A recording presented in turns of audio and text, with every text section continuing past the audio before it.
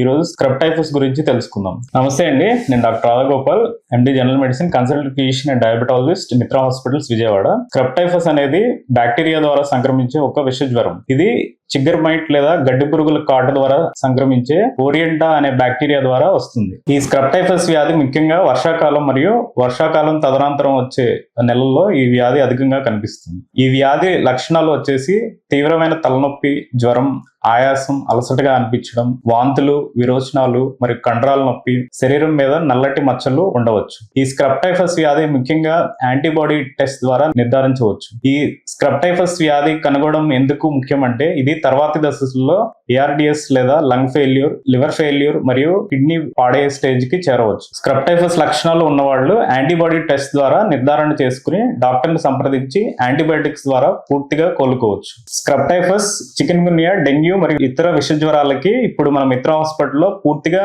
వైద్యం అందుబాటులో కలదు. అందరూ సద్వినియోగం చేసుకోగలరు.